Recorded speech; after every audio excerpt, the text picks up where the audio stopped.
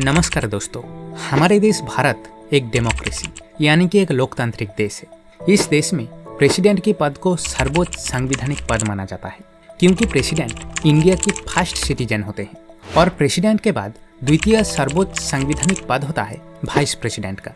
इसी कारण से वाइस प्रेसिडेंट को सेकंड सिटीजन ऑफ इंडिया कहा जाता है। जैसे कि देश के करंट वाइस प्रेसिडेंट है श्री जगदीप धनखड़। इंडिया में प्रेसिडेंट की पद जितना इम्पोर्टेंट है उतना ही इम्पोर्टेंट वाइस प्रेसिडेंट की पद भी है।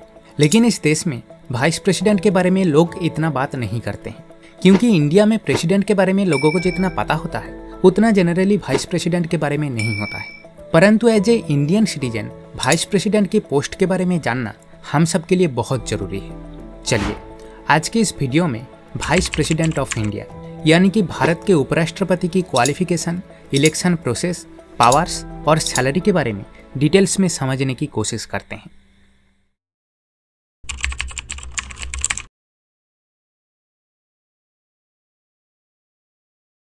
वाइस प्रेसिडेंट ऑफ इंडिया एक कॉन्स्टिट्यूशनल पोस्ट है क्योंकि भारत की संविधान के आर्टिकल 63 में कहा गया है there shall be a vice president of India.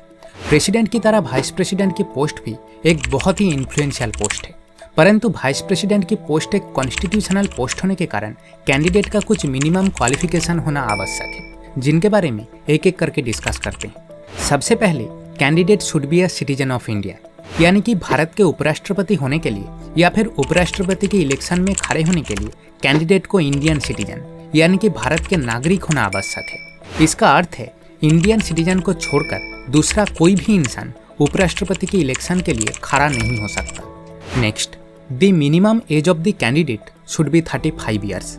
इसका अर्थ है भारत की वाइस प्रेसिडेंट होने के लिए कैंडिडेट की मिनिमम एज 35 ईयर्स होना चाहिए, यानी कि 35 साल से कम उम्र की कोई भी कैंडिडेट वाइस प्रेसिडेंट के इलेक्शन के लिए नॉमिनेशन फाइल नहीं कर सकता। Next, he should have qualified for the election as a member of Rajya Sabha.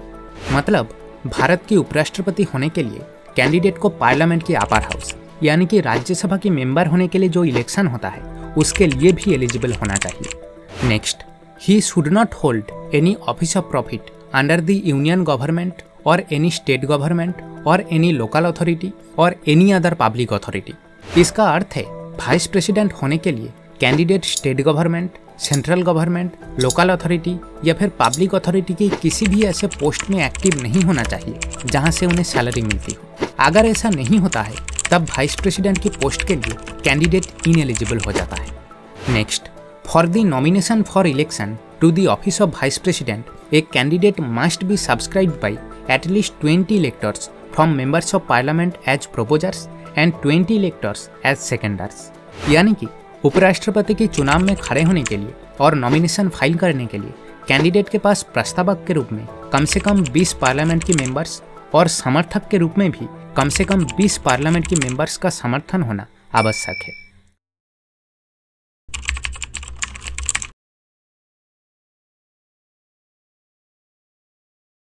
आप बात करते हैं वाइस प्रेसिडेंट की इलेक्शन प्रोसेस के बारे में। इंडिया में उपराष्ट्रपति को एक इनडायरेक्ट इलेक्शन के थ्रू चुना जाता है। इसका मतलब है कोई नॉर्मल इंडियन सिटीजन यानी कि कोई आम इंसान वाइस प्रेसिडेंट की इलेक्शन में वोट नहीं कर सकता।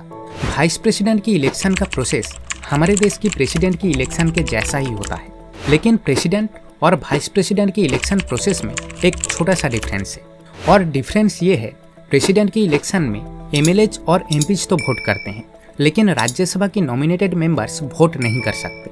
परंतु वाइस प्रेसिडेंट की इलेक्शन में राज्यसभा के नॉमिनेटेड मेंबर्स तो वोट करते हैं, लेकिन एमएलएज वोट नहीं कर सकते। इसका अर्थ है प्रेसिडेंट की इलेक्शन में एमएलएज और इलेक्टेड एमपीज वोट करते हैं, लेकिन वाइस प्रेसिडेंट की इलेक्शन में सिर्फ एमपीज वोट करते हैं। वाइस प्रेसिडेंट की इलेक्शन में प्रेसिडेंट की इलेक्शन के तरह ही वोट्स का प्रोपोर्शनल रिप्रेजेंटेशन होता है और सीक्रेट बैलेट के थ्रू सिंगल ट्रांसफरेबल वोट से वोटिंग होती है।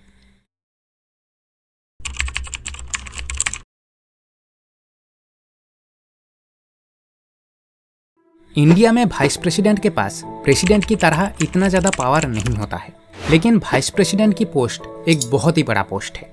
इसीलिए भारत के उपराष्ट्रपति के पास भी कुछ पावर्स होता है, परंतु एक स्पेशल कंडीशन में ये पावर्स कुछ टाइम के लिए और भी ज्यादा बढ़ जाता है।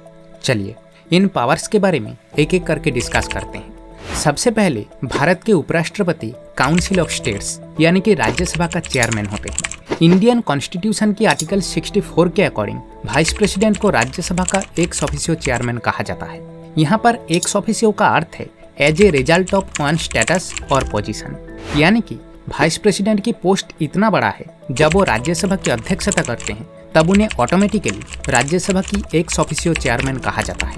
अगर आसान भाषा में कहा जाए तो वाइस प्रेसिडेंट का मेन रोल होता है as the chairman of Rajya Sabha. जैसे कि देश के current vice president Shri Jagdeep Dhankhar is the current chairman of Rajya Sabha.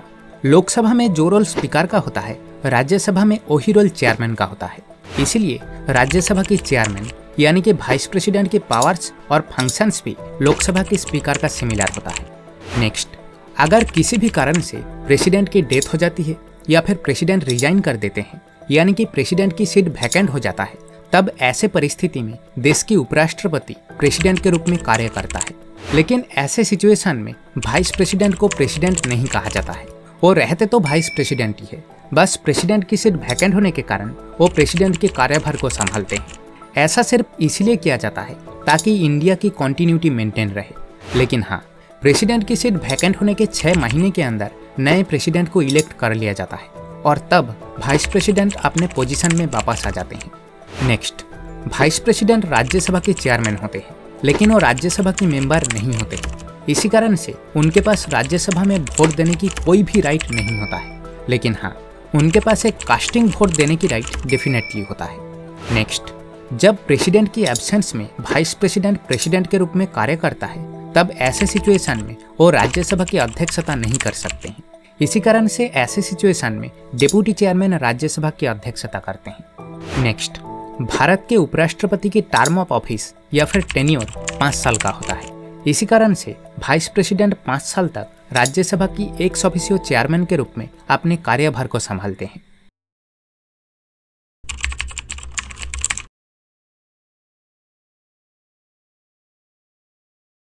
Vice president of India की सैलरी भारत के प्रेसिडेंट की सैलरी के बाद सबसे ज़्यादा होता है। भारत के उपराष्ट्रपति को हर महीने सैलरी के रूप में 4 लाख रुपए मिलता है। लेकिन सबसे इंटरेस्टिंग बात यह है, उन्हें यह सैलरी वाइस प्रेसिडेंट की पोस्ट के लिए नहीं मिलता है। जी हाँ, उन्हें यह सैलरी राज्यसभा की एक्स ऑफिशियो चेयरमैन की पोस्ट के लिए मिलता है। सैलरी के अलावा वाइस प्रेसिडेंट को रहने के लिए free residence, free medical facility, free travel facility, free water facility, free electricity bill, free high speed broadband internet और सर्वेंट अलाउंसेस के साथ ही साथ और भी बहुत सारी फैसिलिटीज मिलता है। और हाँ, जब वाइस प्रेसिडेंट प्रेसिडेंट के रूप में कार्य करते हैं तब उन्हें सैलरी और प्रिविलेजेस भी प्रेसिडेंट की तरह ही मिलता है। उम्मीद करता हूँ आज का ये वीडियो आपको इन्फॉर्मेटिव लगा है। अगर आपको ये वीडियो पसंद आया तो वीडियो को एक लाइक करना और कमेंट सेक्शन में अपना वैल्यूएबल थॉट्स जरूर शेयर करना। नेक्स्ट वीडियो के साथ आपसे फिर मिलते हैं। वीडियो को देखने के लिए आपका बहुत बहुत धन्यवाद।